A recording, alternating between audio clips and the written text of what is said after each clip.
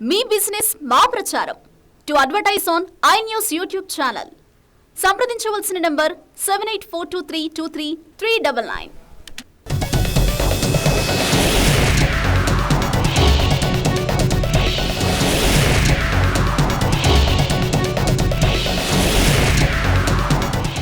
కేంద్రంలో అధికారంలో ఉన్న మోదీ ప్రభుత్వాన్ని ఓడించడమే విపక్షాల ఇండియా కూటమి ప్రధాన లక్ష్యం.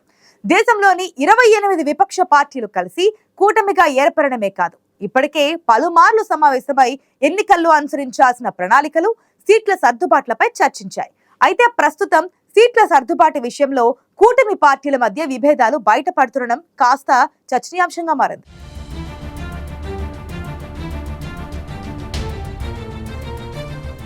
పశ్చిమ బెంగాల్లో విపక్ష కూటమి పార్టీల మధ్య సీట్ల పంపకాలు సజావుగా సాగడం లేదా?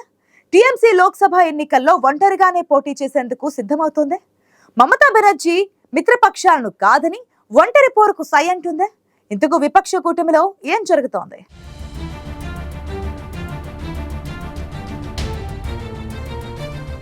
కేంద్రంలోని మోదీ ప్రభుత్వాన్ని గద్దెదించడమే లక్ష్యంగా ఏర్పాటైన విపక్షాల ఇండియా కూటమికి మొదటి నుంచి అతిపెద్ద సవాల్ సీట్ల పంపకాలేనని తెలుస్తోంది. అయితే కూటమి ఏర్పాటయ్యే సమయంలో కూడా విపక్షాల్లో సీట్ల సర్దుబాటు సజావుగా జరగడం సాధ్యమయ్యేనా అనే చర్చ నడిచింది. అయితే ఆ సమయంలో తామందరి లక్ష్యం మోదీ ప్రభుత్వాన్ని ఓడించడమేనని ప్రకటించాయి విపక్ష పార్టీలు. అందుకోసం తాము సీట్లను త్యాగం చేయడానికి సైతం సిద్ధమే అని ప్రకటించాయి. కానీ ఆచరణలో మాత్రం చెప్పినంత సులువు కావడం లేదనేది తెలుస్తోంది. విపక్ష కూటమి ఏర్పడి నెలలు కావస్తున్నా ఆ కూటమిలోని పార్టీల మధ్య సీట్ల పంపకాలు ఇంకా పూర్తి కాలేదు. లోక్సభ ఎన్నికలకు మరో 2 నెలల సమయమే ఉండడంతో వీలైనంత త్వరగా సీట్ల సర్దుబాటు చేసుకుని లోక్సభ సమరానికి సిద్ధం కావాలని భావించిన కూటమి పార్టీలకు పశ్చిమ బెంగాల్లో పెద్ద సమస్య ఎదురైంది. సీట్ల పంపకాలు సజావుగా సాగకపోతుండటంతో టీఎంసీ, కాంగ్రెస్ పార్టీల మధ్య అభిప్రాయ భేదాలు ఏర్పడ్డాయి.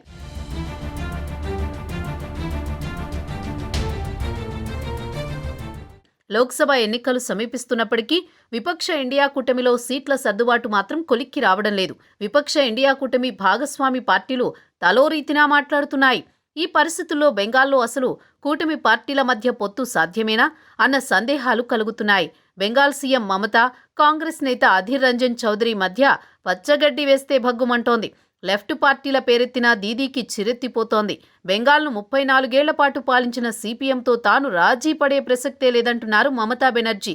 ఎట్టి పరిస్థితుల్లో కూడా రాష్ట్రంలో లెఫ్ట్ పార్టీలతో పొత్తు ఉండదని స్పష్టం చేశారు. విపక్ష ఇండియా కూటమిని లెఫ్ట్ పార్టీలు డామినేట్ చేస్తున్నాయని తీవ్రస్థాయిలో మమత ధ్వజమెత్తారు.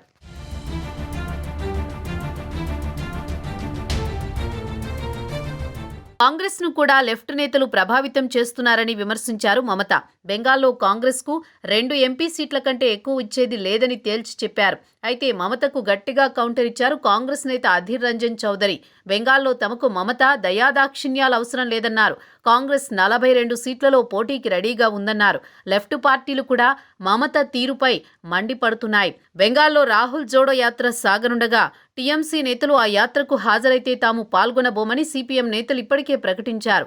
ఓవైపు పశ్చిమ బెంగాల్లో కాంగ్రెస్, టీఎంసీ, లెఫ్ట్ పార్టీ నేతల మధ్య మాటల యుద్ధం జరుగుతున్నప్పటికీ కాంగ్రెస్ అగ్రనేత రాహుల్ గాంధీ మాత్రం ఇండియా కూటమిలో విభేదాలు లేవంటున్నారు. బెంగాల్లో పొత్తులపై అధీర్ రంజన్ మాటలకు ప్రాధాన్యత లేదని, తనతో మమత నేరుగా టచ్లో ఉన్నారని స్పష్టం చేయడం కాస్త సరికొత్త చర్చకు దారితీసింది.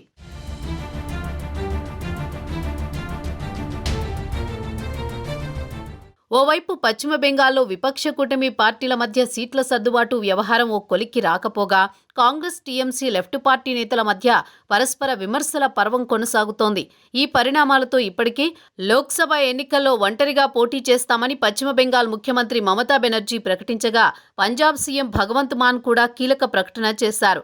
పంజాబ్ రాష్ట్రంలో కాంగ్రెస్తో ఆమ్ ఆద్మీ పార్టీకి ఎలాంటి పొత్తు లేదని ముఖ్యమంత్రి భగవంత్ మాన్ తెలిపారు. పంజాబ్లో ఆప్ ఒంటరిగానే పోటీ చేయనున్నట్లు వెల్లడించారు. వచ్చే సార్వత్రిక ఎన్నికల్లో 13 సీట్లను ఆమ్ ఆద్మీ పార్టీ కైవసం చేసుకుంటుందని ధీమా వ్యక్తం చేశారు భగవంత్ మాన్. అయితే లోక్సభ ఎన్నికల్లో ఒంటరిగానే వెళ్తామని ఇప్పటికే పలు సందర్భాల్లో చెప్పిన సీఎం భగవంత్ మాన్ ఇప్పుడు మరోసారి అదే విషయాన్ని తేల్చి చెప్పారు. పొత్తులపై కాంగ్రెస్తో జరుగుతున్న చర్చలకు పంజాబ్లో సంబంధం లేదని భగవంత్ మాన్ స్పష్టం చేశారు. మరోవైపు సార్వత్రిక ఎన్నికల కోసం ఢిల్లీ, హర్యానా, గోవా, గుజరాత్లో సీట్ల పంపకాలపై ఆప్, కాంగ్రెస్ పార్టీల మధ్య సీట్ల పంపకాలపై చర్చలు జరుగుతున్న తరుణంలో భగవంత్ మాన్ ఈ ప్రకటన చేయడం కాస్త ప్రాధాన్యతను సంతరించుకుంది.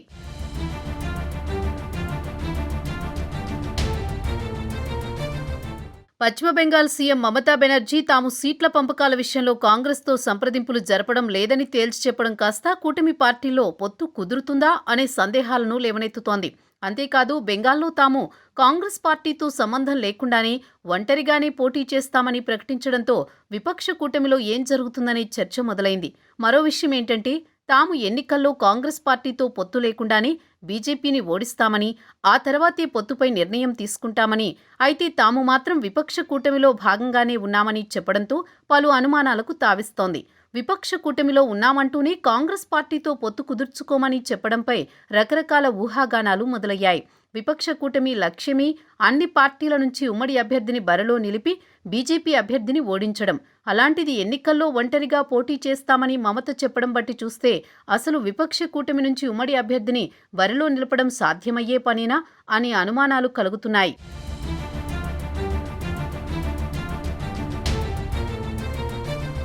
మరోవైపు మమతా బెనర్జీ ఘాటు వ్యాఖ్యలపై కాంగ్రెస్ పార్టీ ఆచితూచి స్పందించింది. మమతా బెనర్జీ లేకుండా విపక్షాల ఇండియా కూటమిని ఊహించుకోలేమని కాంగ్రెస్ ప్రధాన కార్యదర్శి జైరాం రమేష్ పేర్కొన్నారు.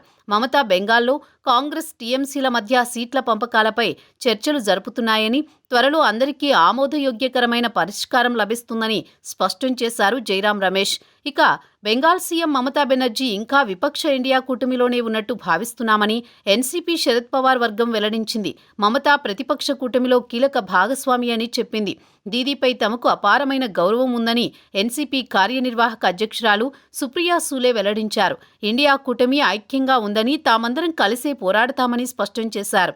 కూటమిలో అంతర్గత పోరు లేదని తేల్చి చెప్పిన సుప్రియా సూలే రాష్ట్రాల్లో పరిస్థితులు భిన్నంగా ఉంటాయని తెలిపారు. ఏదేమైనా సీట్ల పంపకాల విషయంలో పశ్చిమ బెంగాల్, పంజాబ్ వంటి రాష్ట్రాల్లో కూటమి పార్టీల్లో పొత్తు పొసగడం లేదనేది మాత్రం స్పష్టమవుతోంది.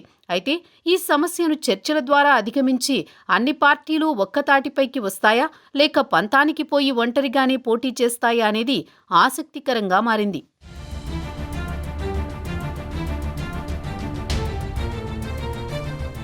పశ్చిమ బెంగాల్లో కాంగ్రెస్, టీఎంసీ, లెఫ్ట్ పార్టీల మధ్య సీట్ల పంపకాల వ్యవహారం సజావుగా సాగడం లేదు.